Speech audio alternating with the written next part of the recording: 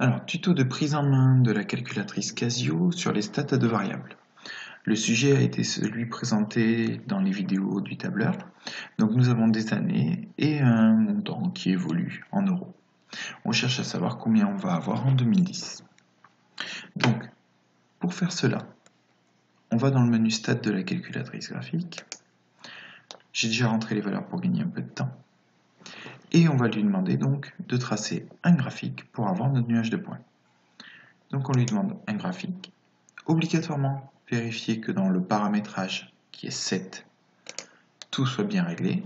Graphique 1, OK. Le type, c'est toujours skater sur la calculatrice. Notre liste de X, donc les abscisses qui sont à l'horizontale, c'est bien la liste 1 qui sera nos années. Et notre liste de Y, qui sera les ordonnées à la verticale, sera bien la liste 2 qui sera notre montant en euros. Pas de problème, on valide et on lui demande de tracer le graphique. On obtient un nuage de points qui a une jolie forme allongée, donc on va pouvoir l'ajuster par une droite d'ajustement affine. Pour faire cela sur la calculette, il suffit de lui demander de la calculer. On lui calcule, on lui demande que ce soit cette forme-là, ce calcul-là, le X, et il nous donne la droite d'ajustement. Donc vous voyez, il la donne d'une forme assez particulière, c'est-à-dire qu'il nous donne l'écriture en bas, et il nous donne la valeur de A en haut et la valeur de B ici. Il suffit donc de prendre le A et de le mettre à la place du A et le B à la place du B. On retombe sur exactement la même équation que celle qui était donnée par le tableur. Une fois que l'on a ça, on veut tracer notre droite d'ajustement. On fait draw et on se retrouve avec notre droite. À partir de là, on peut chercher notre valeur pour 2010. Deux façons de faire. La lecture graphique, c'est la plus rapide mais qui n'est pas nécessairement précise. Pour faire cela, on fait Shift, Trace, et notre petit curseur, on le balade jusqu'à ce que l'on arrive à 2010.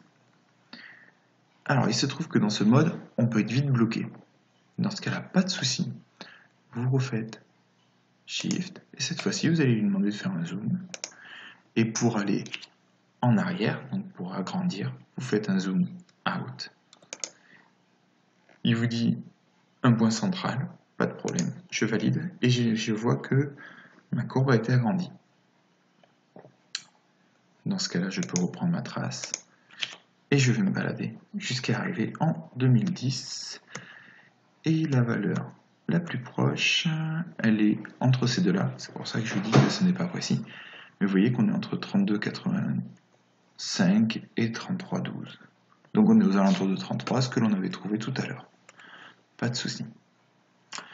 Si l'on veut une valeur qui soit précise, dans ce cas-là, il suffit de faire Shift, Solve, de résoudre en anglais, et de lui demander un calcul de Y.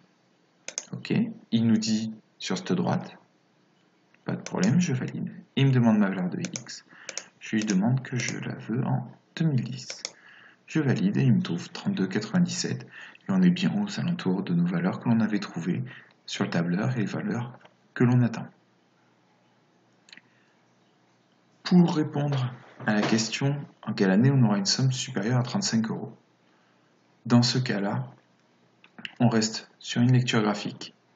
Donc Shift, Trace, comme on faisait sur le tableur, et on se déplace jusqu'à ce que l'on arrive au-dessus de 35. Et on regarde, tac, là on est passé au-dessus de 35 à partir de 2011. Donc on a directement notre réponse. Voilà, ça c'est pour l'étude avec la calculatrice des stats à deux variables. Vous avez exactement la même chose en tableur ou en calculatrice. À vous de faire votre choix en fonction de là où vous êtes le plus à l'aise.